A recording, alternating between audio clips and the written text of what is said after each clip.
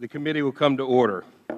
As is traditional within the Oversight Committee, I'd like to start by reading our mission statement. We exist to secure two fundamental principles. First, Americans have a right to know that the money Washington takes for them is well spent. And second, Americans deserve an efficient, effective government that works for them. Our duty on the Oversight and Government Reform Committee is to protect these rights. Our solemn responsibility is to hold the government accountable to taxpayers because taxpayers have a right to know what they get from their government. We will work tirelessly in partnership with citizens watchdogs to deliver the facts to the American people and bring genuine reform to the Federal bureaucracy. This is the mission of the Oversight and Government Reform Committee. At this point, I'd like to recognize myself for an opening statement, which is in a different book. I edited it. You know, the staff suggests one that's not always 100% right. Today we'll examine recent efforts by a number of private sector companies and startups to develop innovative postal products. While the Internet has been a boom for the national and global economy, it's been a mixed blessing for the Postal Service. First-class mail volume is down more than 33% from its peak in 2001 and continues to drop. However, package volume is growing rapidly thanks to e-commerce. Americans are rapidly changing how they communicate with one another, and the Postal Service has struggled to adapt. However, that does not mean we are living in a post-U.S. Postal Service world. The Postal Service still has a vital role in our economy, in our nation, affordably connecting even the most remote parts of the country. That's why innovation in the Postal Service is so important. We need an infrastructure in this country for moving matter, not just bits of data. The Postal Service and private sector companies have begun efforts to create new, innovative postal products to preserve existing mail volume or create new demand for mail and possibly streamline the way mail is handled. These efforts target every aspect of the Postal Service's current operation and include innovations into new mail piece design, online postage purchasing, e-commerce, return logistics, and greater consumer targeting for advertising. Today, I'm looking forward to hearing from private sector companies and discussing with them their efforts to develop new postal products and services. Specifically, what problems, if any, have they encountered along the way working with the Postal Service to develop and implement these innovative products? Now, if ever, is the time for the Postal Service to embrace innovations presented by private sector companies. Private sector companies are more than willing to spend millions of dollars to test and implement new products and designs that can help bring future revenue to the Postal Service. In the tech community, often is used the word disruptive. And disruptive is not necessarily a bad thing. It's a change. My wife, when she was in her junior league days, used to refer to the titwaddy. That's the way we've always done it. And we've got to be very wary of falling into the trap of that's the way we've always done it. If companies continue to be shut down or steamrolled by the Postal Service bureaucratic red tape before they have a chance to get off the ground, future innovators will look elsewhere to present their fresh ideas. In addition, I hope to hear some success stories from private sector companies that work with the Postal Service and how future entrepreneurs and innovators can create more marketable and open environments in the Postal Service. There is need for innovation, whether it's cluster boxes for secure package delivery or better access to postal databases like changes of address. There are many areas ripe for innovation. My fear is that as a government watchdog and a taxpayer, without reform and innovative new postal products, the American people are going to be left footing the bill for a taxpayer bailout of the Postal Service. And that's the last thing we need right now. I look forward to hearing from our panel and believe there really are smart ways the Postal Service can lower its cost, improve its service through innovation and private partnerships. I hope we can bring them to light today and find a way to move the Postal Service closer to Internet speed. And before I recognize Mr. Lynch for his opening statement, I ask unanimous consent that our colleague from Texas, Mr. Naugabauer, be allowed to participate in the hearing. And without objection, it's so ordered. Mr. Lynch, your opening statement, please, sir. Thank you very much, Mr. Chairman. I want to thank you, first of all, for holding this hearing to examine the development of innovative postal products and services by the United States Postal Service. I'd also like to thank our panel of witnesses, some very innovative individuals for helping this subcommittee with its work.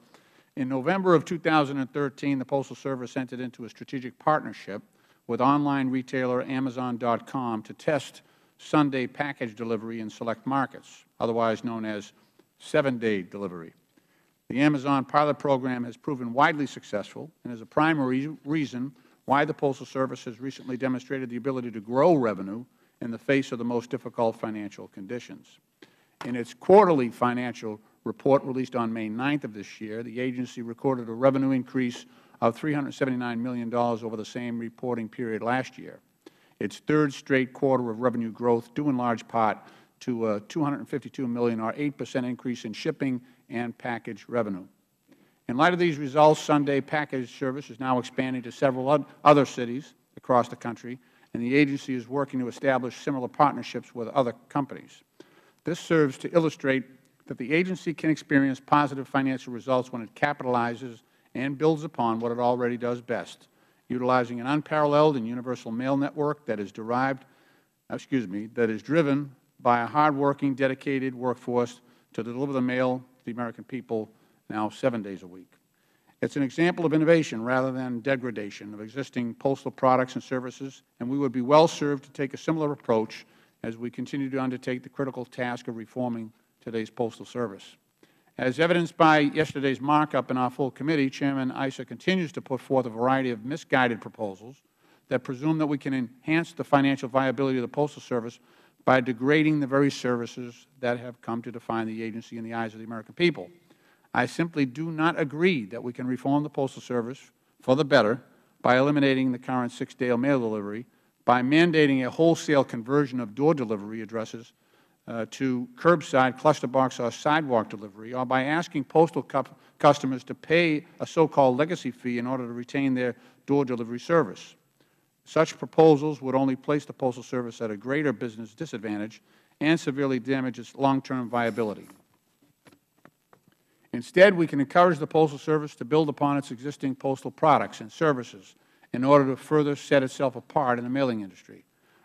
I commend Ranking Member Cummings for his strong and continued leadership in this area, and I am proud to co-sponsor his legislation, H.R. 2690, the Innovate to Delivery Act. This thoughtful and alternative approach to postal reform would establish a Chief Innovation Officer within the Postal Service to lead the development of innovative postal products and services that fall in line with emerging information technologies and changing market trends.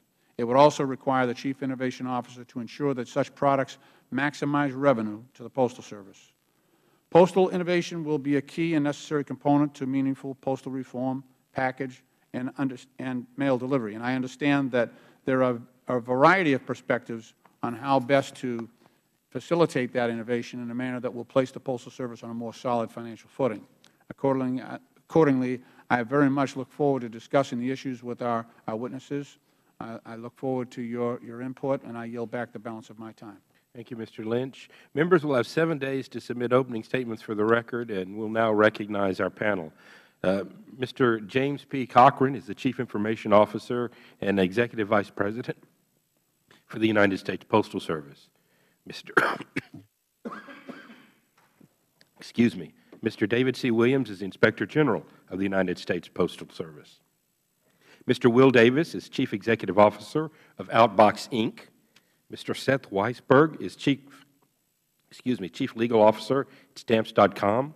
Mr. Patrick Idemiller is Director of Engineering and Technology at Impact Systems. And Mr. Todd Everett is Chief Operating Officer of New Logistics, Incorporated. Pursuant to committee rules, all witnesses will be sworn in before they testify. Would you please rise and raise your right hand?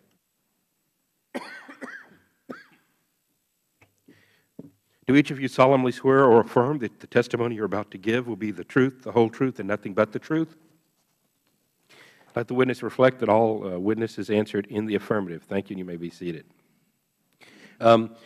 Just a little housekeeping matter. It's my understanding that the House will have votes around 10:40, and it will be a rather long series of votes. So I want to get everything covered. If we can get it done by 10:40, you all don't have to sit around here for over an hour while we go vote, and I might be able to make an earlier flight back to Texas. So it would be a win-win if you abided by the little timer here that gives you 5 minutes for your testimony. Will then come and ask questions. Your entire written testimony is a part of the record, and is available for this committee and others to review. So we'll start with Mr. Cochran. You're recognized for 5 minutes, sir.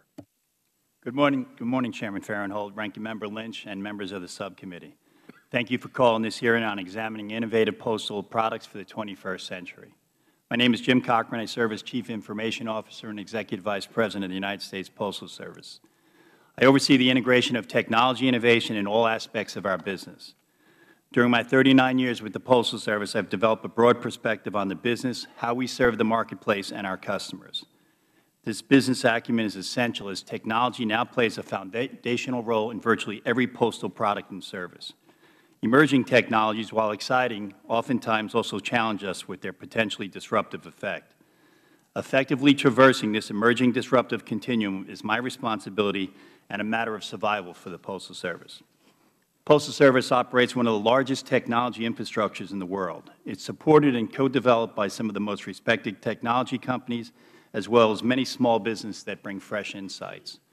Our goals are simple. Every day we focus on how we can innovate with technology and new partnerships to generate revenue, reduce expenses, deliver consistent, reliable service, and a world-class customer experience.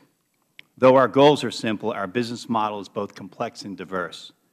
For nearly 40 years, the Postal Service Workshare programs have shared the responsibility for efficiency and innovation with business partners. This collaborative model is guided by the premise that our profits and brand are enhanced when our partners are profitable and our joint customers receive an increased value proposition. Printers, software vendors, mail service providers, transportation companies, and parcel integrators all play a vital role, and together we have built an industry around the market needs. Disruption in the highly competitive package market is an excellent example of how customers' demand evolve and we adapt. Driven by e-commerce and in particular free shipping, there has been a dramatic shift to more ground-based solutions.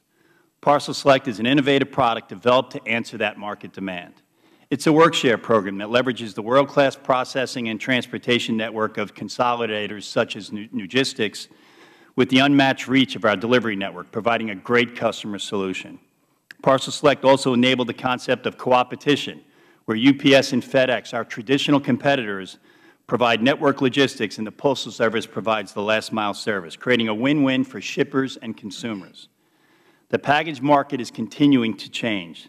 The new norm involves same-day delivery, Sunday delivery, parcel lockers, delivery customization, and constant real-time tracking. Consumers are demanding these new services without an increasing cost, requiring that we again adapt or face irrelevance. The Postal Service is helping businesses make mail more valuable, engaging, and interactive. Through intelligent mail barcodes and financial incentives for mobile-optimized mail, we're creating both a digital reflection for hard copy and a digital action for response. We're building new digital products that will leverage our brand of privacy, security, and trust. We welcome creative ideas from individuals, companies, and entrepreneurs regarding new business concepts and technologies. Our unsolicited proposal program provides a public venue to submit new technologies, ideas to advance the mailing industry. In order to be adopted, these ideas must align with the Postal Service mission, have a clear path to profitability, and generate postal revenue. And they must not damage our respected brand or conflict with existing products or services. The Postal Service receives ideas from a variety of sources. Some of these ideas are not new concepts, some are already being pursued internally, and some cannot be adopted because of restrictive laws. The role of the Postal Service in American life and business is changing at a rapid pace. More than ever, citizens are using a wide range of technologies to communicate, transact business, and shop. Ever-changing technology presents the Postal Service with opportunities, but our success is dependent in part on how fast we can evolve. We remain guided by our charter to bind the nation together and our commitment to provide the value and service upon which American businesses and consumers depend. The Postal Service continues to make great strides in adapting to the country's changing mailing and shipping needs. However, our efforts are severely limited by an outdated, legally restrictive business model. We have the responsibility to provide and to fund universal service for our nation, but we do not have sufficient authority or flexibility to efficiently carry out that mandate. We therefore absolutely need comprehensive postal reform legislation to return us to financial viability. Such legislation should provide us with clear authority to offer new products and services that allow us to take full advantage of our current infrastructure and competencies. Further, we urge Congress not to make the Postal Service task even more difficult by placing further restrictions on our ability to innovate and compete. The Postal Service competes vigorously, but we also compete fairly, consistent with our legal obligations. Mr. Chairman, we look forward to continuing to work with you, the rest of the subcommittee, to accomplish meaningful postal reform legislation and to continue to deliver innovation to the American public. And I'd be pleased to answer any questions you might have. Thank you. Thank you very much. Mr. Williams. Mr. Chairman and Mr. Lynch and members of the Could you bring the microphone a little bit closer to your mouth there? They don't pick up as well as. Members of the subcommittee, the postal industry has a long history of working with the private sector and others to spur innovation. Historically, mail transport fueled the fledgling railroad and airline industries. Postal applications also stimulated advances in handwriting recognition technologies. They acted as a platform for the private sector innovators in the electronic postage, pre-sorting, and mail order industries. And the Postal Service imposed the overlay of the zip code across the country to the benefit of businesses and researchers. Innovation is even more important in today's age of digital globalism. The ungovernable Internet has changed the world, but great opportunities and enhanced capabilities exist alongside awkward new systems and unfamiliar risks. Lastly, the forces of creative destruction have ravaged traditional communications and logistics systems. In this environment, the job of an infrastructure like the Postal Service is to support citizens and businesses as they try to compete and position themselves, while it also takes care to assure that efficient market forces prevail and are not undermined. To continue in this role, understanding the changing world and rapid adaptation are increasingly critical endeavors. The Postal Service faces the tricky challenge of modernizing traditional products as it provides support services for emerging technologies. Success will largely depend on its ability to innovate and embrace the innovations of others. As a result, continual strengthening of the Postal Service's processes for innovation will be needed that include seeking to understand the frustrations and supporting emerging needs of people and commerce, developing a comprehensive innovation strategy, clarifying the entry point for innovators, and providing staff to join innovators in navigating the huge postal structure and to remain with them until the proposal is resolved, strengthening skills in assessing the financial viability of proposals, developing the ability to engage in rapid prototyping of new products and operational innovations, and protecting its intellectual property and respecting that of others. When pursuing innovations, partnerships with the private sector and the government are important in bringing in new ideas and specialized competencies, for sharing risks, and for leveraging the costs of research and development investments. There are several areas where innovation opportunities seem particularly rich. Support for e-commerce and e-health and e-government transactions at the front end by providing a portal for identity verification for individuals and e-businesses, and providing access to digital currency exchange instruments, and at the back end by assisting with packaging and the shipment of parcels. Using micro-warehousing and virtual post office boxes and e-platform services to help small businesses and innovators with logistics and shipping solutions, and providing seamless physical and digital access to Postal Service network for the public and commerce by linking together its website and post offices and digitally enabled carriers, and conducting digital analysis of the vast data now generated throughout the network for operational efficiencies, revenue ideas, and business intelligence. Together, these opportunities can tighten the integration of data streams and their supporting matter streams. The Internet, smart devices, search engines, and cloud storage have laid the foundations for a changing world. An aspect of what will come next atop this foundation will likely be an ecosphere that continues to be ungovernable and chaotic, with endless changes, learning curves, and substantial creative destruction. The ability of society to propel rather than retard progress in these areas will depend in part on the competency of the postal infrastructure to support American commerce and citizens through the coming era that will combine and deploy major new technologies that include additive manufacturing, also known as 3D printing, the Internet of Things linking ubiquitous sensor nets, augmented reality using smart devices, big data analytics, advanced robotics that incorporate machine learning, and nanotechnology. The world posts were slow to grasp and adapt their role in the early phases of the digital age, and were partially constrained from doing so legally.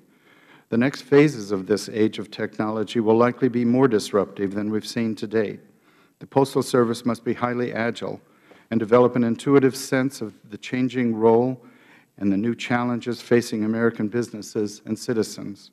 A key aspect of the Postal Service's ability to transform must include stronger competencies for embracing and implementing innovations. Thank you, Mr. Chairman. Thank you, Mr. Williams. We'll now move to some of our private sector folks. Mr. Davis from Outbox, you're up. Thank you, Mr. Chairman. Innovation. It's in the title of today's hearing. We've heard it spoken about at least a dozen times in earlier testimony. And I feel the need to go a bit off script. And a movie is the only thing that comes to mind. It's one of my favorites. It's actually one of my daughter's favorites. It's The Princess Bride. And there's a scene in there where Inigo Montoya is caught up with a band of criminals, and there's a criminal mastermind.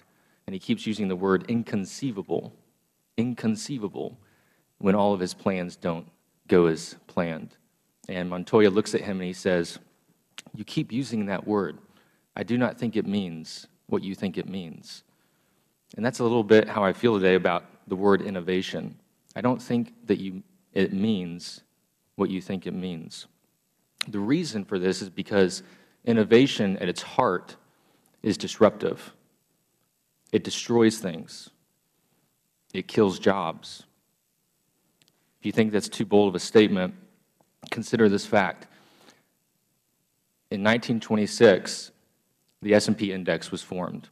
The average tenure at that time of companies on the index was 60 years. Today, it's less than 15. In fact, since its inception, there's only one company that remains on the S&P index, and that's General Electric. One single company. All those other companies are gone. They're destroyed. But for all of its destructive capabilities, there's almost a salvific effect of pursuing innovation. It is indeed the narrow road. It's the narrow path of putting off old business models and secure cash flows and grasping for something that is uncertain. And the promise of innovation comes in the form of new jobs, new marketplaces. For every job, every company, every market that's destroyed through embracing innovation, two more pop up in its place, in markets and ideas and new concepts and new workforces that simply could not have been fathomed. But what happens in that destructive process is incumbents usually fail. They usually die off. They go the way of all those other companies on the S&P 500. And so as we're talking about innovation in the Postal Service, we have to understand that truly embracing it means a fundamentally different Postal Service. It means that in 10 years, it looks almost unrecognizable from the Postal Service today. But that doesn't mean that it's worse off. In fact, it doesn't mean that jobs have to be destroyed within the Postal Service. It means that new ones can be created. But make no mistake, innovation will come. Disruption will come. In that regard, it's a bit like junk mail. It's coming whether you like it or not. And so as we talk about innovation and embracing it, we need to understand that it means hard, fundamental, core changes to the business model. Embracing it means destruction, but it also means new markets, new jobs, new opportunities. Thank you. Thank you. Mr. Weisberg. Thank you, Mr. Chairman. I am from Stamps.com, the leading PC postage company. PC postage is Internet-based software that allows customers to print their own postage using their existing computer and printer. Stamps.com serves over 500,000 registered customers, primarily small businesses. In 1999, we became the first company to offer a software-only PC postage solution, enabling customers for the first time ever to print real postage from any Internet-connected PC and standard printer. Just 7 years ago, PC postage accounted for $250 million in annual postage sales. Last year, it accounted for over $3.25 billion in postage sold.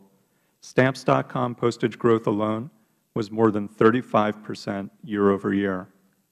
That is consistent double-digit growth every year, even through the heart of the recession. Virtually all the Priority and Express growth surge in recent years is generated through the PC postage industry channel. A recent study showed revenue through the industry PC postage channel cost 2 cents per dollar of revenue, compared to 47 cents per dollar through a USPS-owned retail outlet. PC postage produces secure, sender-identifiable mail, which is important for security against biological or other attacks. PC postage provides customers with cutting-edge technology without the Postal Service having to pay for research, development, support, or maintenance. Stamps.com has launched an enterprise service targeted to organizations with multiple geographic locations. It features enhanced reporting that allows a central location, such as a corporate headquarters, greater visibility and control over postage expenditures across their entire network of locations. An e-commerce merchant with multiple stores can use Stamps.com to consolidate all their orders so they can ship them out with ease. With one click, they can directly import all of their order data from the most popular online marketplaces and shopping cart software, and then automatically print the shipping labels. All the shipping data, including USPS tracking, automatically posts back to their web stores.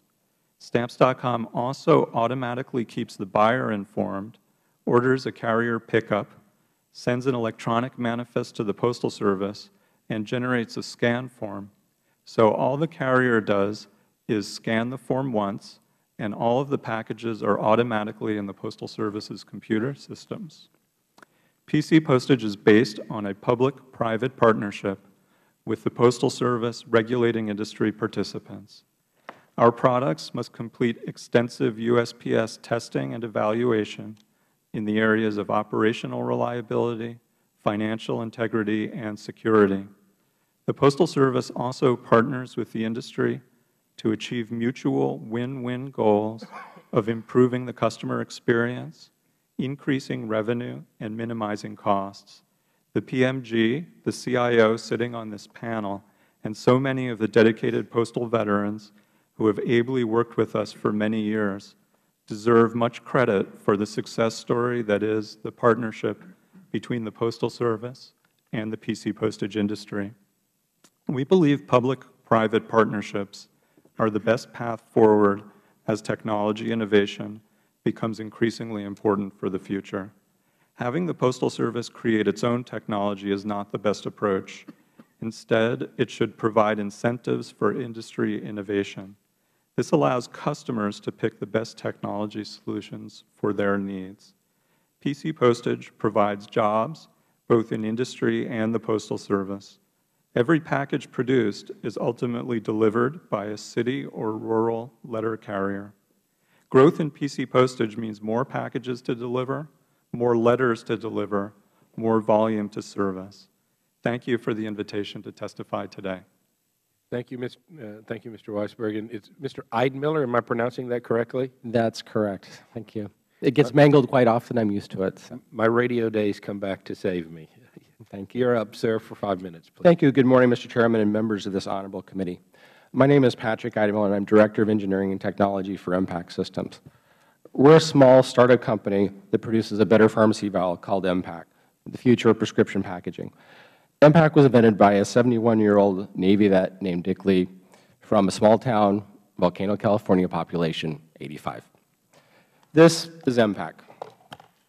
It's a flat pharmacy vial. This is the traditional round vial. This is our vial. This is tradition. MPAC has many advantages. The The most important are, this vial is tamper evident, this vial is not. This bottle of water is tamper evident, this prescription is not. So our entire drug supply chain, we have more security in this than we do in this. Hard to believe. We also have a lot more label space, so it's much easier to read. And lastly, it's much more space efficient, more compact. MPAC is made in the United States in Erie, Pennsylvania. We are adamant about U.S. production and producing it onshore. Flat has another advantage, and that's the reason why I'm here today. The USPS provides a favorable rate for what's called a machinable flat. This is a machinable flat. This is a parcel. The over-the-counter rate for this parcel is $2.22. The over-the-counter rate for this machinable flat is $1.56. It's a 29% savings to the taxpayer for every prescription medication that gets bailed out in the United States if it's classified as a machinable flat.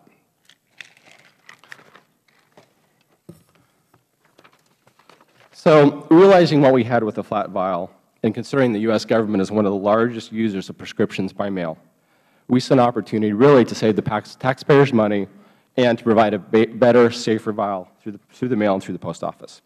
So working with a Henrietta manufacturer in New York, we developed this envelope, which meets all the mechanical requirements of machinable flat. We tested it on the Siemens test equipment in Fort Worth, verified that it worked, and we received our approval on June 17, 2011, that our mail piece had been approved. Over the next 18 months, we continued to improve our product and refine it and refine it. And we came back to a product that looked like this: smaller, lighter, cheaper. More weight is more cost. We took 2 ounces out of this envelope. We put a package together that we could do at 50 a second. This one was 15 per minute. So we put a lot of work, 18 months of work, believe it or not, to go from this to this. We resubmitted our package, this package, plus some of the internal improvements that appeared in this, we also wanted to retest in this. Our packages were rejected. Not only this new package, but the existing form factor as well. We were shocked. This had been approved once for a completely different reason.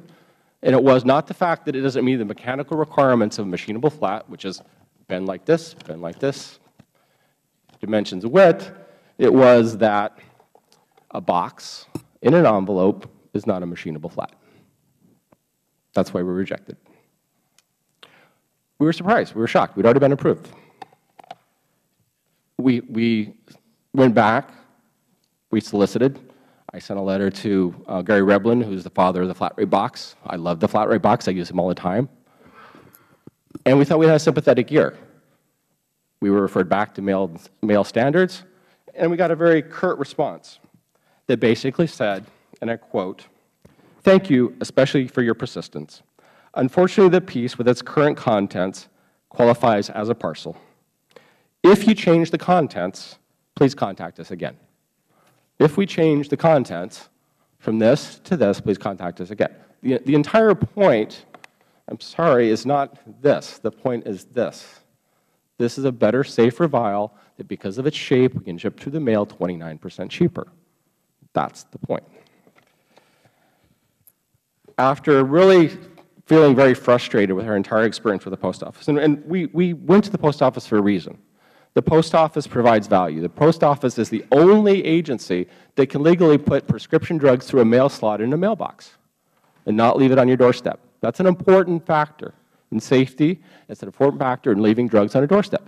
We want to work with the post office. We asked them. We begged. We pleaded.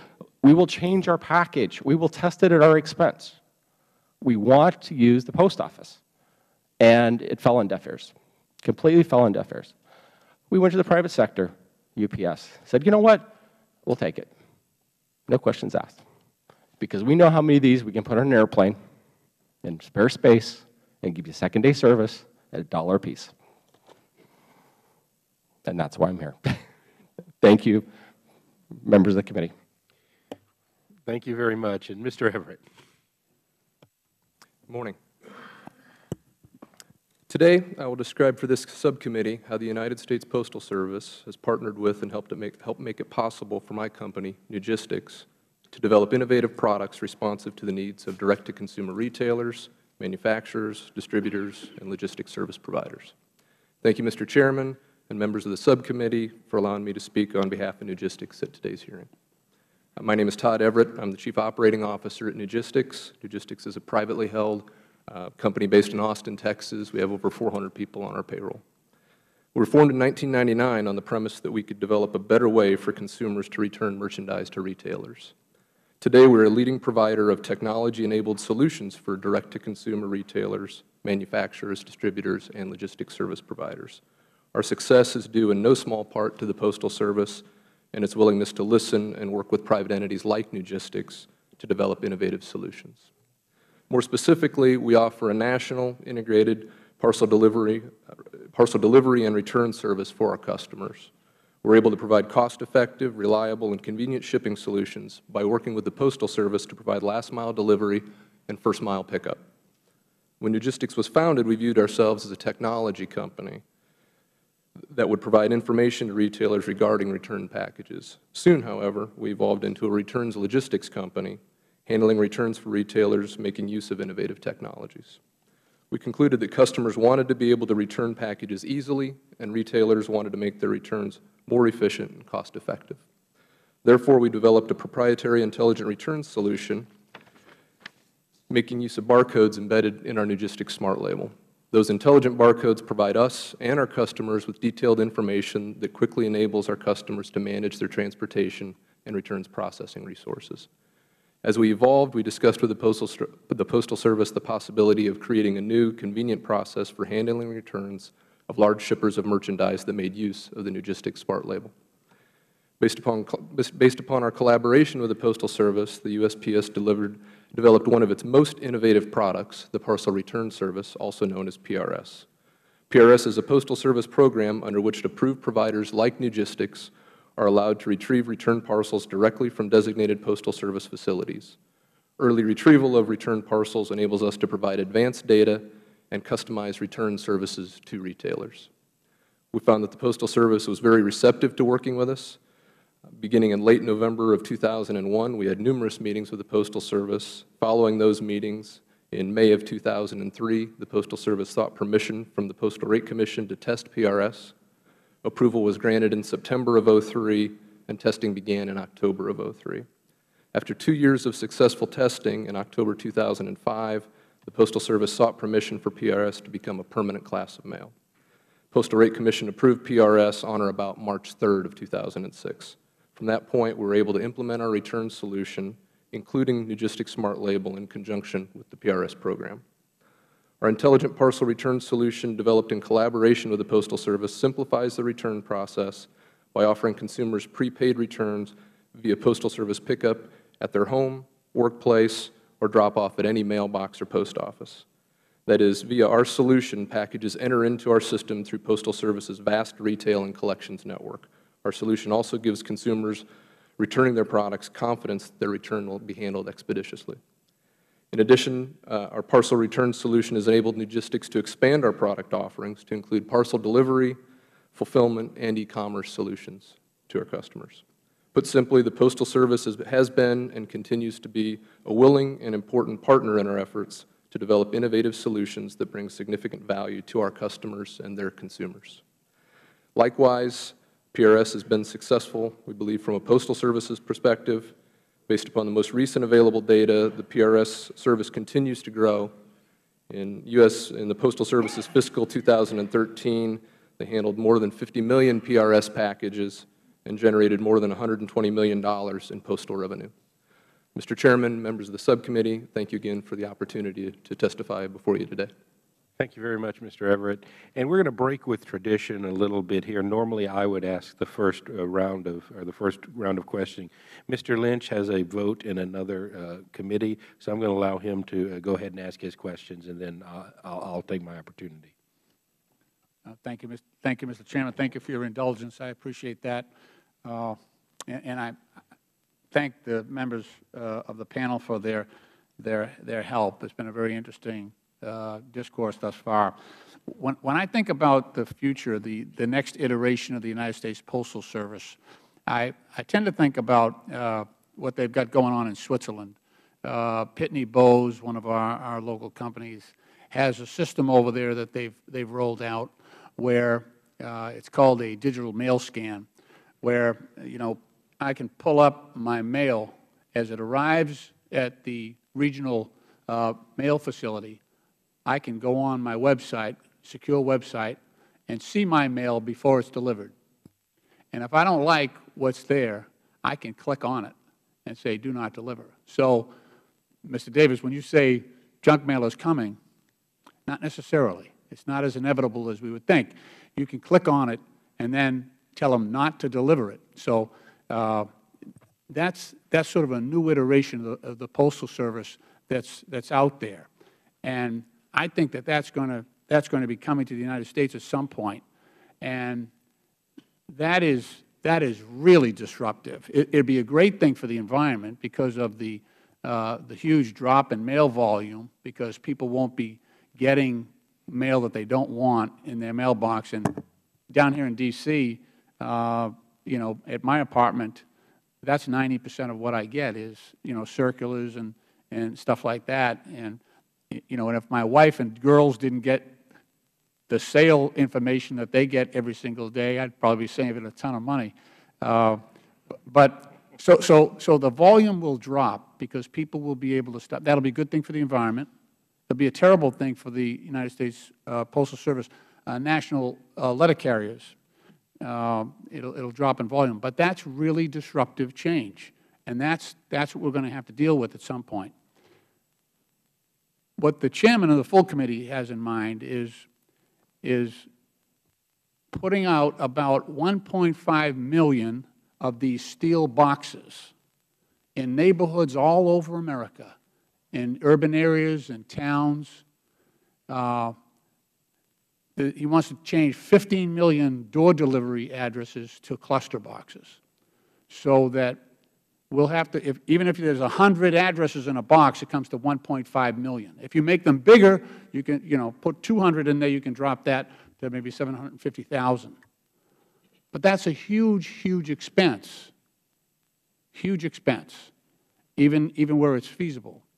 And once we have 750,000 or 1.5 million steel boxes out there all over America, how much flexibility do we have in light of the technological change that's coming? Putting a steel box in the middle of the neighborhood and telling senior citizens, okay, you can walk a quarter of a mile to get your mail, that's not, it is disruptive in a way, but that's not innovation. That's a Luddite idea.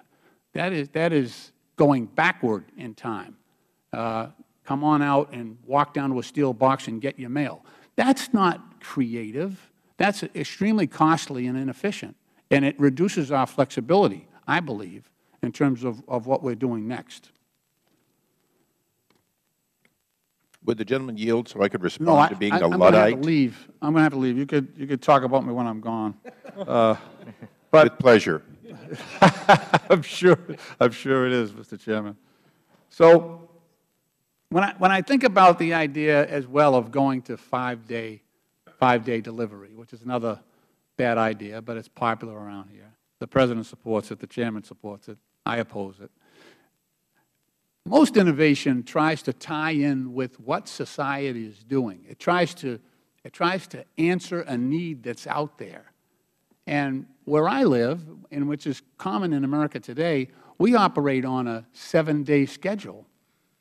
No one's, all the stores that used to be open 5 days, long ago, they've gone to 7-day. So now the Post Office, in a spirit of innovation, is going to close for 2 days every week. I just think that's I think that's the wrong direction. Mr. Davis, you seem bursting with an urge to answer. Well, so you had a fabulous example of citizens in Switzerland being able to unsubscribe from junk mail. And in fact, that technology existed in the United States for 2 years. We brought that technology to the States with Outbox. In fact, we unsubscribed over 1 million pieces of junk mail for our users. and we were able to do it through the digital delivery and presentment of postal mail. And what we found was, even though they unsubscribed from volume, we could measure intent. And intent is the holy grail for advertising. And when we measured intent, we could know exactly what they wanted, what they preferred, what they did not prefer. And that type of information is missing. And that's why it's so unfortunate that we were unable to test reclaiming my this time. with the All I'm saying is I want to empower the customer. Exactly. The taxpayer is not involved here. You realize that. This is the postal customer that's picking up the tab. We don't give tax money to the Postal Service. We don't. They survive on the stamp, the money they get from the stamp. That's the way they're supposed to. But I want to empower the customer so they don't have to go to any company. They can see their mail when it arrives at the regional postal center and click off on it if they don't want it delivered. And that I think is disruptive change, it's innovative change, and it'll take us to a whole new world. And I think that would lower the cost. That would make it more efficient and improve the Postal Service. I'm going to yield. I've gone beyond my time. I apologize. Thank you for your indulgence, Mr. Chairman. Thank you very much. Now, normally we'd come back to this side. Mr. Clay, did you have votes as well here coming right up? All right. If you guys over here will. The gentleman from Missouri is always welcome to speak in this committee. All right. Thank you, Mr. Chairman, and Chairman Issa. I appreciate that. Let me. In 2011, the Inspector General for the Postal Service released a two-part report on the Postal Service's role in the digital age. Included in Part 2 of the report was the idea of the Postal Service expanding into hybrid and reverse hybrid mail services. Mr. Williams, can you briefly explain what the services are and elaborate on why it may be beneficial for the Postal Service to expand into these areas? We believe that the ability to print a letter at the point of delivery would keep a lot of the mail out of the system.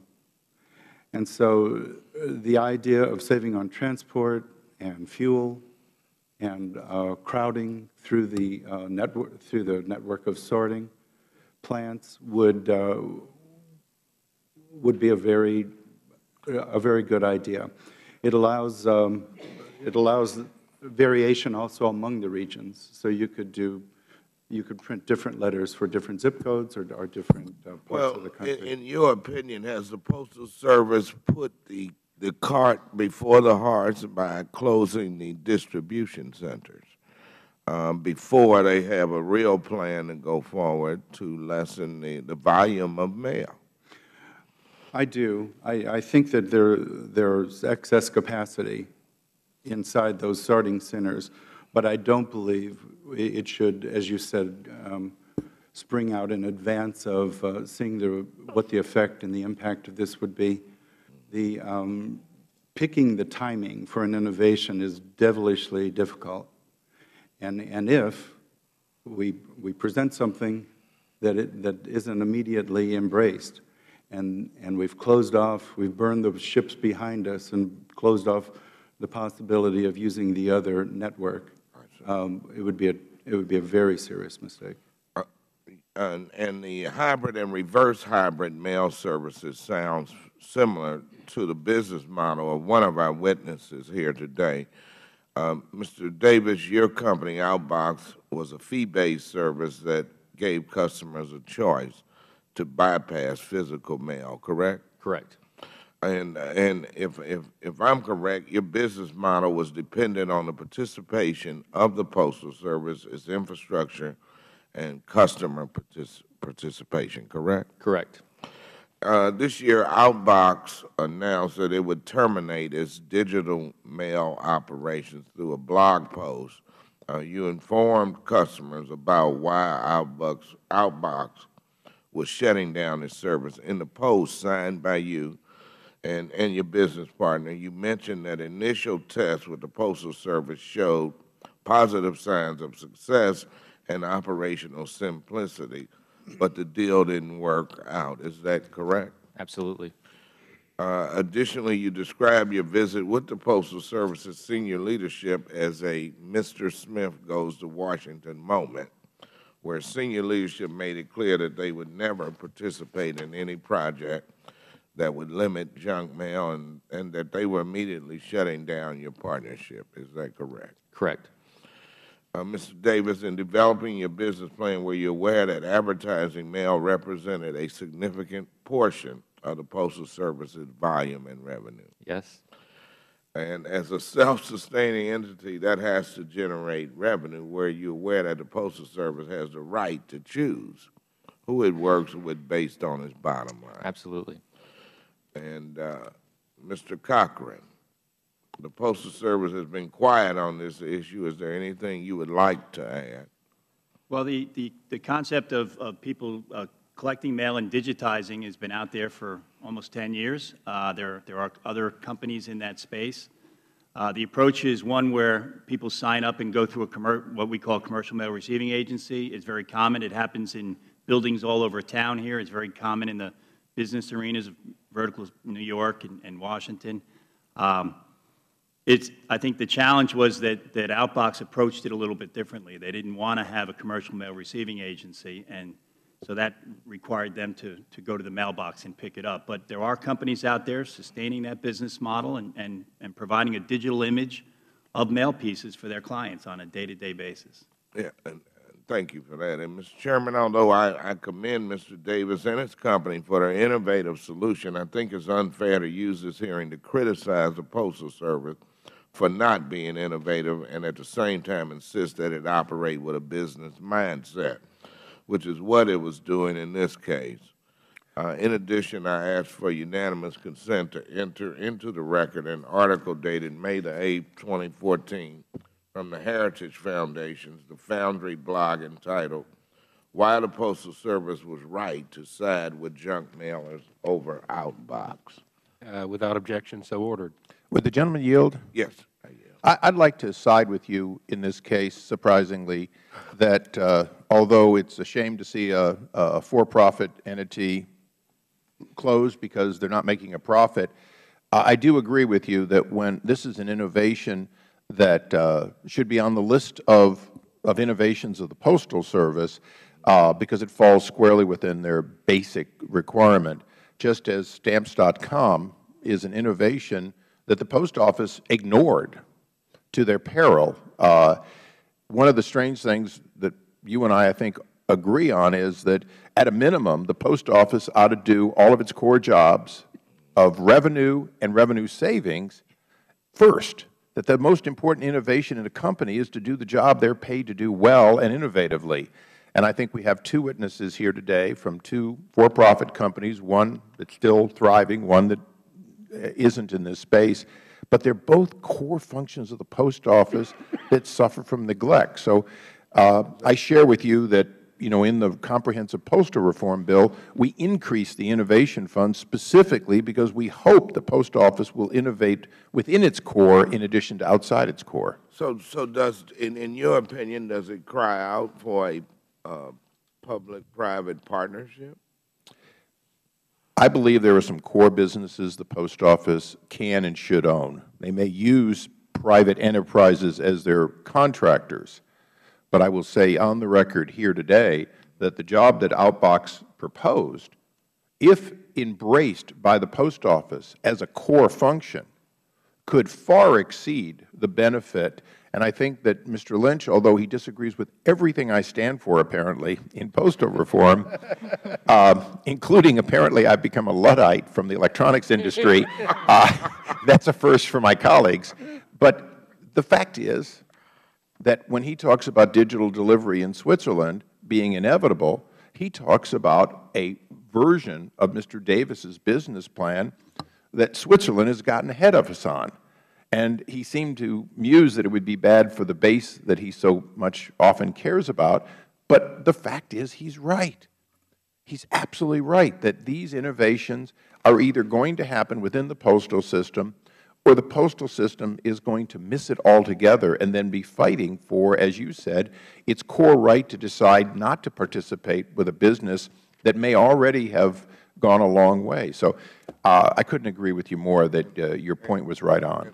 Mr. Chairman, I think that I may be having an outer body experience by agreeing with you so much lately, and I see my time is up. I yield back. Thank you. Thank you very much. We'll kind of get back to the regular order here, and I'll go ahead and start with some of my questions. Mr. Davis, I think most of us up here know the story of Outbox. You took your time to give a very passionate speech about innovation, which I enjoyed listening to. But can you, in roughly a minute or so, tell us about what Outbox did and what happened, just the elevator speech version? Absolutely. So Outbox enabled our users to view their postal mail from anywhere, so whether it's their iPhone or iPad, and they could tell us exactly what they wanted and what they did not want physically. So it's a hybrid approach in that regard. Mr. Issa is correct in that this is a fabulous idea. It should be adopted by the Postal Service.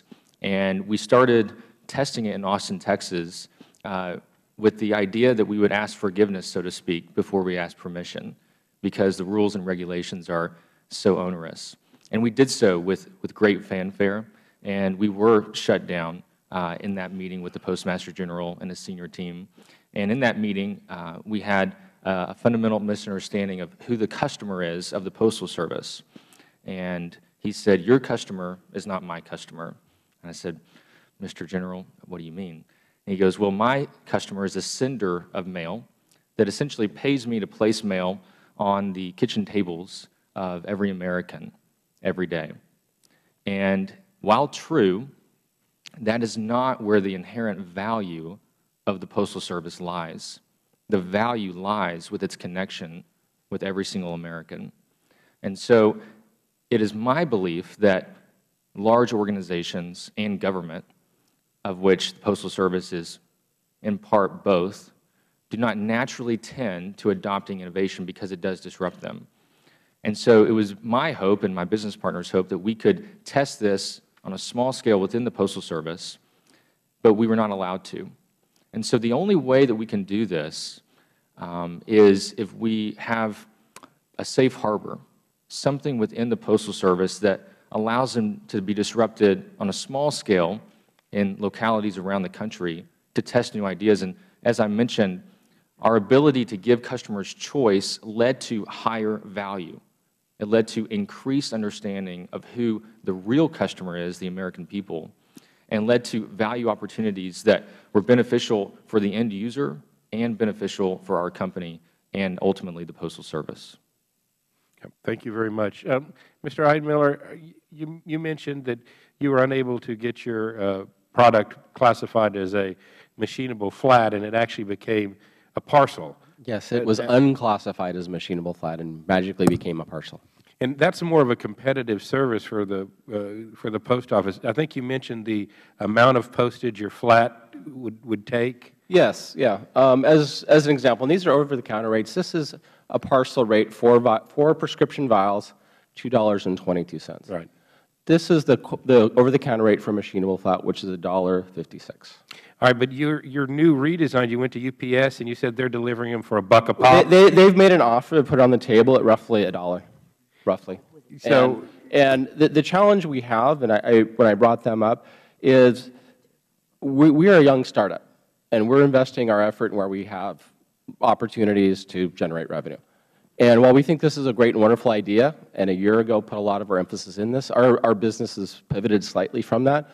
So we've not, after getting stonewalled by the Post Office a year ago, we've not put a lot of interest in bringing this to market. But we've been in discussions and have a couple potential customers. UPS won't officially put a contract on the table until they have volumes and units and cost. But they say, yes, we believe in the package. We know we can do it for about $1. I asked them to submit something for the record. They declined to submit something for the record. We have it orally. We do not have it written. I was hoping to submit it, sorry, written. I give the impression you'd rather use the Postal Service. I would much rather use the Post Office. The Post Office has the infrastructure. The Post Office has the trust. The Post Office can put this envelope into every mailbox in the United States, legally, safely, securely.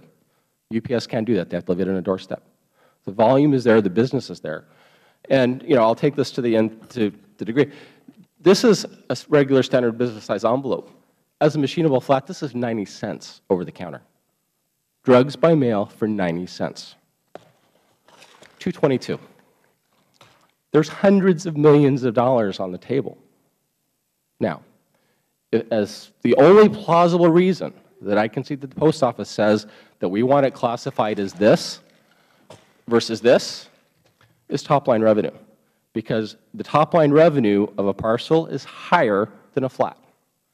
Well, in last year's strategic plan in 2013, I got this online, and what this says is that the Post Office makes 3 times more money on a flat than a parcel, 3 to 1.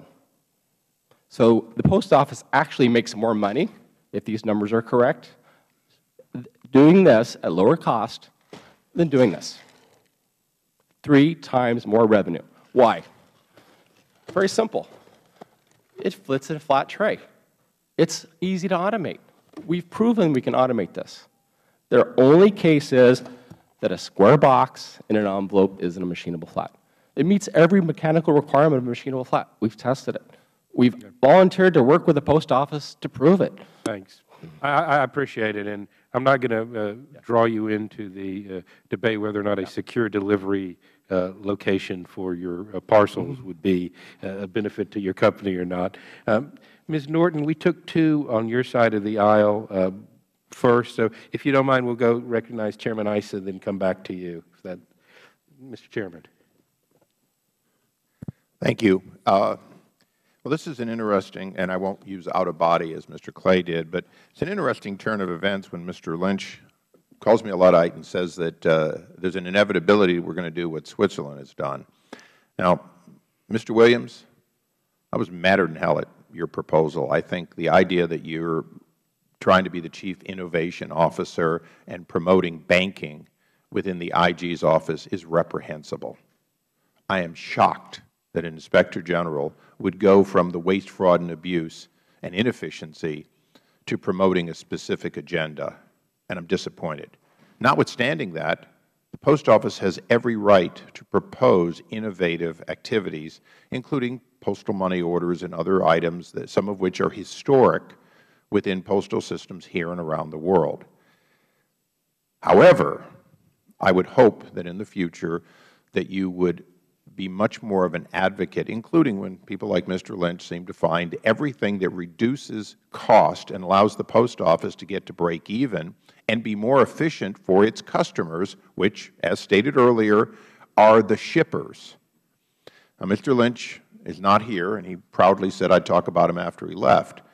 Mr. Lynch is never going to be my partner in anything that reforms the Post Office and makes it more efficient, because that's going to reduce labor. I'm sorry to say, but I think he's a lost cause on that.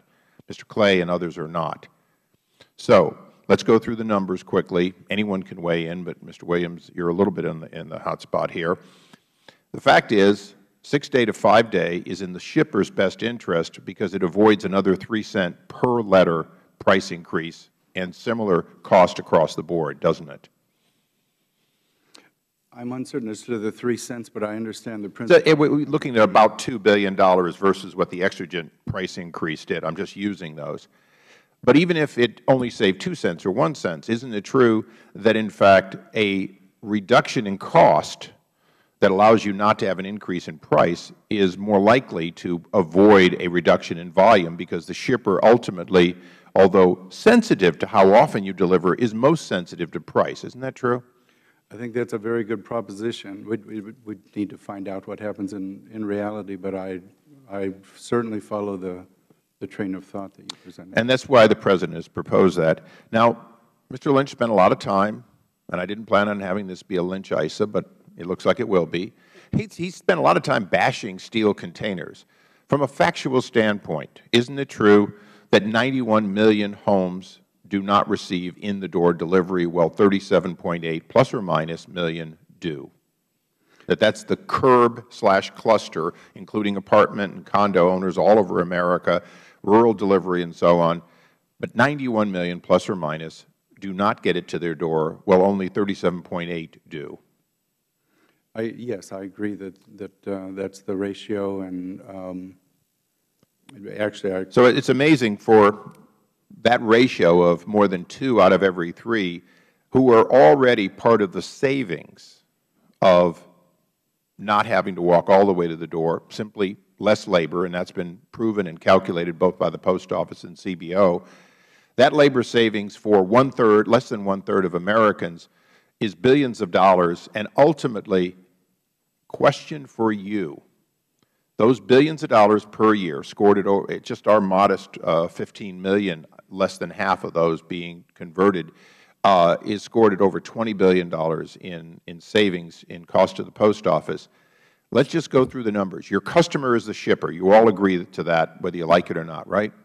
And the shipper gets a value both in secure storage and in avoiding cost increases, don't they? Correct. So where is the negative side, assuming that it's a reasonable distance to go, that in fact these are secure storage, and that individuals under the Americans with Disability Act and the like will always be able to still get to-the-door delivery, which is already based in law? If I'm out in the rural America, but I'm a shut-in, I can, in fact, with no cost, have the Post Office deliver to my door today. Isn't that true? It is true, and we very strongly, we did a study as well on this topic, and we saw that the amount of savings was enormous. If you, depending on whether you picked an extreme model or one that was very moderate, there was a huge amount of savings. Your proposal, as I understand it, is on the moderate side. We toned it down a lot so that we could say that more than half of all Americans who now get to the door, if they don't believe it's feasible for them, would not see a change in the first 10 years. We believe that communities will, over time, rush to have secure storage, not necessarily cluster boxes of a dozen or more. Often it will be 2 or 4 in a cluster, just practically at your front door. But in fact, the ones we showed yesterday during our hearing, we specifically chose ones that are ganged in a little larger because we want to be fair. In neighborhoods where it's hard to place a box, you'll tend to have larger boxes. Well, in suburban neighborhoods, it's pretty easy to do 2 or 4 just at the curb between your neighbors. Both for places where the model is difficult to fit, and then for people with special needs. We saw that there was a waiver and a model considerations for waiver, and we think that that is important to do. Yeah, we think it could be a real game changer. It could save an enormous amount of money. We also want to note that those 37 million that you pointed out aren't designed for people with special needs or special requirements or in places that are difficult to deliver. It's a historic accident. And we like the fact that this imposes a comprehensive plan for the placement of those and the facilitation of people with special needs and neighborhoods where the model can't work in the classic fashion. Eleanor, could I have your indulgence for about 2 more minutes? Thank you. Without objection. Thank you, Mr. Chairman. A couple of quick things.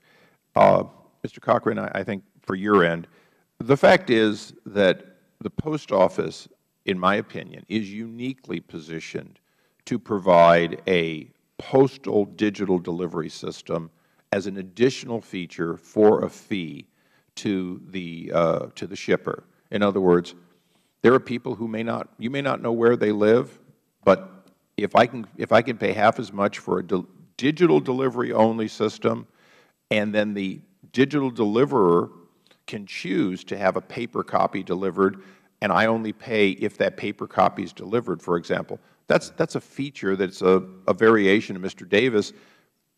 Technologically, from your experience, that's completely doable, isn't it?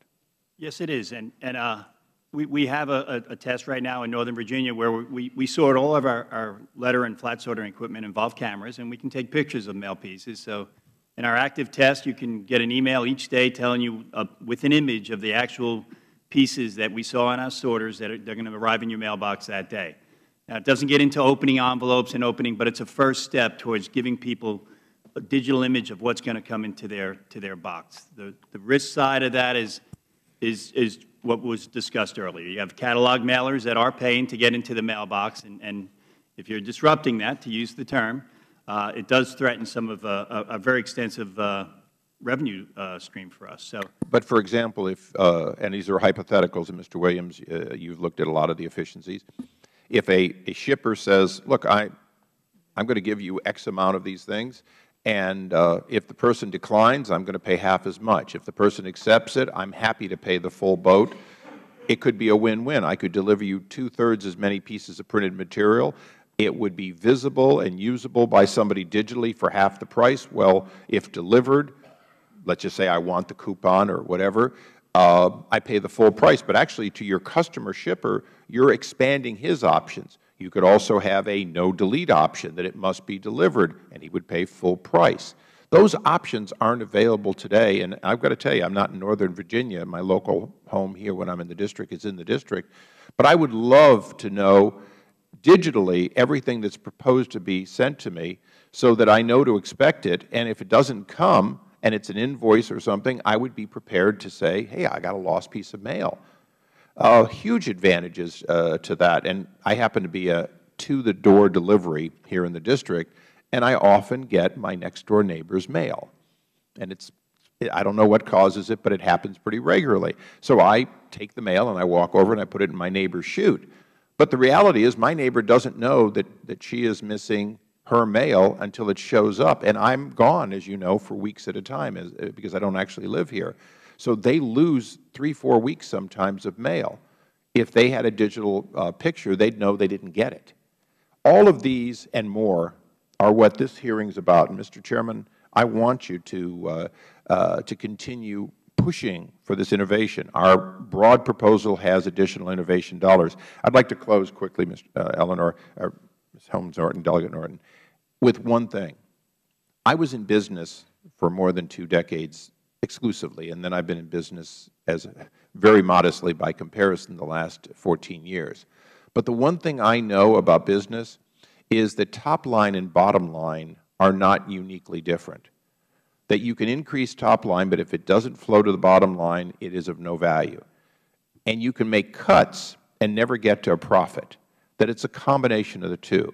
The Post Office has, at its current volume, billions of dollars of excess inefficiency that we all know can be cut.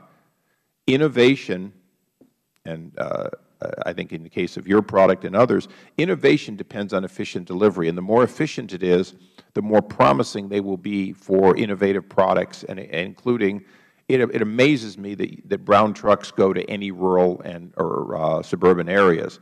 I think they go there because they can't quite get as good a deal as they will be able to get from the Post Office if these innovations happen.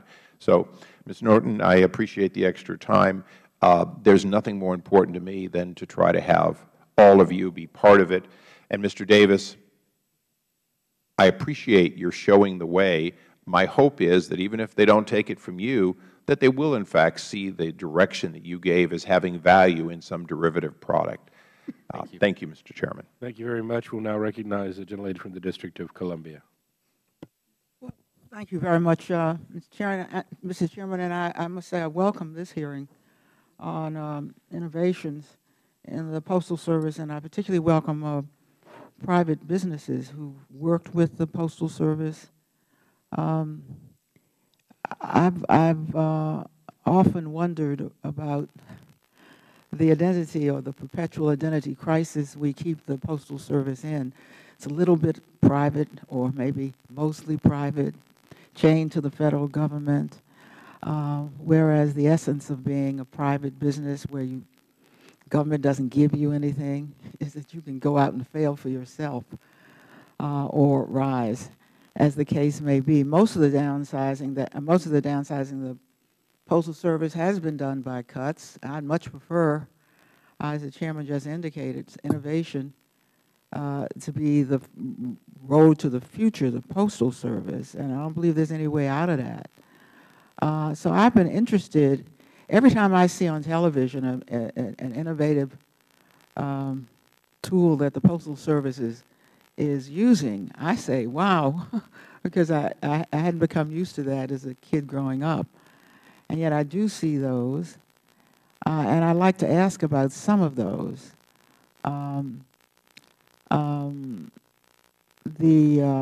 new products in particular, since some of you have been involved with those products. One of the success stories has been the Every Door Direct Mail. And I was interested that it apparently has helped the post office generate more than $1 billion. Mr. Cochran, is that not correct? That's correct. If then apparently this product has been a great success for the business community. I'd like to know how the Postal Service understood that this was a product that would catch on with the business community, why it's caught on with the business community, and what they're doing to enhance a product that has had this success. Mr. Cochran, are you the person who could best answer that? I am, and thank you for the opportunity to talk about a product that we're certainly very pleased with, and it's an innovative product that was created to really leverage technology in some ways. So though it's a hard copy piece of mail, what we've done is facilitate the ability for a customer to go to our website and literally pick a neighborhood. And if you're a dry cleaner or a restaurant, you can actually pick the neighborhood and the routes that you want to see your piece of mail delivered to. So you don't have to deliver it to an entire zip code. You can pick the neighborhood that you know that your customers live in. It's got mapping that allows you to click on the routes and look at the streets and highlight the streets you want the mail to be created. There's a commercial version and a version that you can walk right into a post office and pay right there at the point of service terminal, drop the mail off, and we'll deliver it in the next day or two. Now, I take it you have a competitive advantage over your competitors with this particular service because of your own infrastructure? Do you have any competition with this service? Well, not with mail going into the mailbox, no. But there's maybe more sophisticated mailings, direct mail in particular, that take place, and I think that was some of the initial concerns of our business partners, that this EDDM would force people to buy down from maybe a more traditional mail piece, and our findings is actually the dead opposite. It's creating an on-ramp where somebody begins with a very simple EDDM product, and they morph themselves up into more sophisticated mailer, and they start seeing the value of mail. They get a creative agency, they start working with a commercial printer, and they expand where they're sending mail to. So it's really like a first step into mail in a very easy way that actually, in many cases, has helped mailers move into a much broader mail stream. Well, do they contract also where they send mail to based on what they learn by going online? They can. I think that's the issue, is that they can pick where they want it to go to. So it's a saturation type mailing. When they pick on a carrier route, the 500 deliveries in that route will receive them. So it can save business money. Oh, absolutely. As well. You know, sometimes you'll get a mail piece and it's from a dry cleaner 3 towns over. You might drive by 5 dry cleaners to get to the person that sent you the mail piece. This becomes a lot more targeted. Neighborhood mail is almost a good way of describing it. It really gets focused on the area that you're trying to reach. The Post Office has had fair success collaborating with others. Mr. Everett, Nugistics developed products with the Postal Service, isn't that correct? Have you testified before I came in? I regret that I did not hear the testimony as to your collaboration. Yeah, we've worked extensively with the Postal Service in product. Did they reach out to you? I wasn't with Nugistics when the initial meetings were held, but my understanding is we had an idea, reached out to them, and it was aligned with some of the product ideas that they had as well. Mr. Weisberg, your company has successfully collaborated with the Postal Service, I understand. Yes, we have. And who reached out to who in that one? We reached out to the Postal Service initially. Mr. Cochran, do you find that you are pursued by businesses like Mr. Weisberg's? Well, it is very flattering, and I think it's just a recognition of the presence we have, the fact that we're at 153 million doors today. I was part of the early conversations with Nugistics, and they did reach out to us and say that we want to do something with returns. They shared their business model with us, and we were thinking of something in the same vein, so we went to a pilot, created a product over at the regulator, a temporary product, and then went for a regular full-time product as parcel return service, which at the time, this was 10 years ago, was really when e-commerce was starting to take off. And one of the real barriers to e-commerce was ease of returns. And the studies and market research was showing that was the thing that was holding people back. So it was in everyone's best interest, the Postal Service, the retailers, to help facilitate a more easy return. So we were proud to partner with them, and I think it's a great success story. Could I just ask Mr. Ademiddle? Sure, absolutely. Because I came in and you were describing difficulties with the Postal Service. And is it the case that you went to UPS instead? Well, we spent over 2 years really believing that the Post Office is the best solution. We still believe the Post Office is the best solution. They offer service that nobody else offers. And at a certain point, as being a fairly self-funded business with limited amount of runway, you kind of put your wood behind the arrows that you believe in. And after reaching down with the Post Office, we approached UPS, and they said, great, we love the package. We know how many we can put on an airplane. We'll give you a great rate for it. And they won't enter into a contractual rate, but they're talking about $1 from origin to destination, second-day service at worst. Mr. Cochran, did you have a response to that? I'd like to weigh in on that. Thank you for the opportunity. The fact is that we have different automation. We have over 10,000 pieces of automation in our network. It's a very complex network, as I said in my opening comments.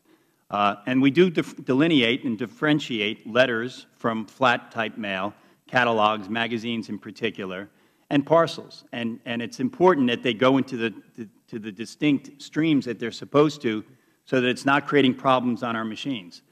Though the boxes are inside an envelope doesn't necessarily make them a flat. It's a parcel. And that's the reason why they were turned down to mail at flat rates, because of the rigidity of the pieces and the need for these pieces to stay in the appropriate mail stream, which is a parcel mail stream. Now, we would welcome customers shipping those packages that's been designed. I think it's an innovative design, and the whole concept of it secures the bottle, that it's tamper-resistant, I think is a nice value set for pharmaceutical companies. We deliver well over hundreds of millions of pharmacy items on an annual basis. But the issue is it's a parcel, and at the end of the day, it's got to be mailed as a parcel. May I speak? It's Mrs. Norton's time. Yeah, May I speak? I mean, I think this dialogue is informative, so yes. May I offer a rebuttal to his testimony? Yes, please. At our own expense, and my background is material handling and automation. Our two partners, founding partners, came out of Electricom, which was purchased by Siemens. The entire genesis around Impact was around initially their frustration with doing drugs by mail in a round vial. And they one day said, why don't we do it square? At the time, they had done industrial automation at Columbia Records, BMG. You remember the Record of the Month Club cassettes? They were handling those 25 years ago at 300 pieces per minute, yet they couldn't automate a round vial through the mail. So we had a long-term personal and professional relationship with the folks at Siemens. So when we started this process and came up with this mailer, the first thing we did, because all of us come from an industrial automation background, we know what non-conveyable means. We know what machinable means. We know all the headaches. I've built 100 distribution centers in my life. The first thing we did was to prove this would run through flats. We ran this through flats. We have video that we submitted with our application showing this running through the Siemens Optum sorters in Fort Worth before we ever submitted our package. We provided this with our submittal. It passes every mechanical test of a machinable flat. It bends this way if you look at the DMM. It bends this axis. It follows every mechanical test in the DMM. It sorts on the equipment at 300 pieces per minute. We've offered to retest at our expense. We've offered to change the mail piece at our expense. We want to partner with the Post Office. Hello, we have volume. You can make money. Please work with us. I don't know what to do. Thank you very much. All right, we've gotten to everybody. I have a few more questions, so we'll do a quick second round of questions. We'll give Ms. Norton some more time after if she wants it. Mr. Williams, in some of the innovations you talked about, you mentioned virtual P.O. box. Can you tell me what a virtual P.O. box is? I mean, at first blush, it sounds like what Mr. Davis was offering. Well, perhaps they are related to one another. Let me explain what it is. Today, the Postal Service is limited in the number of post office boxes it can offer to our users. And it's a small box and rigid, and so it's also limited in the number of things you could put in there. The idea that we examined for the virtual post office box would allow people to, we can talk about classes of customers, but it allows a customer to open a box that has no dimensions. And it would be, it could be delivered to an address in the United States that people apply for. There are a lot of foreign customers that would love to buy U.S. goods, but they can't because they don't have a U.S. address. The virtual post office box would allow it to go there, and that post office could combine it with other things going to that country and send it at a discounted rate. And we think that would be good for commerce. It would also provide for small businesses and small innovators the ability to almost operate their business out of that virtual P.O. box. It would be temporarily stored, the items, and could be sent out as directed by the business. And then you also talked about print at the destination mail in response to some earlier questions. I mean, didn't we try that with mailgrams, and didn't FedEx try it with a fax-type service? I think this is not something we've strongly advocated. We've more followed its path. It remains alive. It strikes me as a good idea, and there are takers for it. But this is also something that I mentioned earlier in the meeting. Picking the moment in which demand exists in this environment is very, very difficult. And I would say that it hasn't come in a strong, compelling way to hybrid mail yet. All right. And I want to go to Mr. Weisberg for a second. Y'all are kind of a success story in working with the post office. Was the UPS supportive when y'all started out and came with the product? Well, when we initially Keep microphone. When we initially started, it took a process of years of speaking with the Postal Service by us and other companies that wanted to do PC postage to convince the Postal Service to approve it and allow it to exist. There were people within the Postal Service who were encouraging, and there were others who were more discouraging. So do you have any suggestions for how we could change the process of getting innovative products like Stamps.com to be adopted by the post office? You have some? Yeah, we do think that it would make sense to add some protections to companies that come with new innovations to the Postal Service to make sure that the Postal Service doesn't unfairly compete and launch its own products compared to what those companies do. And we do very much support the concept of using public-private partnerships and having private industry players be able to come up with the best solutions that work well. Right, so the Postal Service is actually now kind of competing with their click-to-ship product. That's got to be a little bit awkward in that they're your regulator and your competitor. It is a very difficult position to be in when you invest a lot of time and effort in an industry into launching products. You're regulated by the Postal Service. You have to provide the Postal Service detailed information about how your products work, and then they launch a directly competitive product. That is difficult. All right, let me get here to the other. We got a couple more questions to go. With respect to Outbox, Mr. Davis, one of the things that a service like Outbox has the potential to offer is targeted ads. You know, I'm an avid Internet user, and I'll go shop for some dress shirts online, and all of a sudden just about every site I visit has an ad for dress shirts on it. And this is, you know, highly targeted advertising is valued by advertisers. And the Postal Service talks about advertisers not getting their product delivered, but wouldn't a service like Outbox actually have more value to advertisers than, you know, a random catalog that your best hope is something on the cover strikes somebody's interest in the few seconds between mailbox and recycle bin? Absolutely. As I said earlier, intent spending, intent on brand affinity is the holy grail of all advertising. And so you can imagine a digital ad piece that is actually free to present. So it's free to show that on a digital device to an end user. And then they can decide, do they want to engage with that or not. We did some very interesting tests with Kind Bar, with Starbucks Via Packets, small sample size products, where we would present digitally an offer. Would you like to try out this new flavor of Kind Bar? And in some of our tests, we had as much as 50% engagement, which is astounding for any digital advertising piece. And people would say, yes, send this piece to me. I want to engage Kind Bar, and I want to try out this new product. And then we would deliver it to their front door the next day.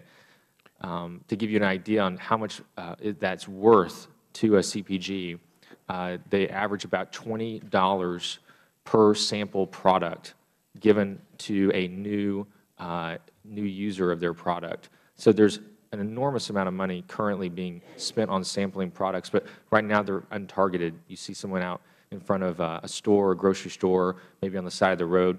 Here is a very powerful targeting tool. Of course, that advertising would be revenue to Outbox and not the Postal Service. I guess the issue becomes, is there a model for something like this where a third party does it, or is it something that you develop the technology, then sell it to the Postal Service and they do it? I mean, was that kind of a feeling you got in your negotiations? Right, right. Well, it's hard to unpack. It's such a complicated web of interest and politics and business models and mandates. But at the end of the day, there can be winners and winners. There does not have to be winners and losers. And it was our hope that if the Postal Service could not create this on their own or were too slow to do that, that an outside third-party company could develop it, spend private dollars to develop it, and then could either white label it or be a third-party contractor with the USPS. All right, thank you very much. They have called our vote series. We have a little bit of time before we have to leave if Ms. Norton has some more questions.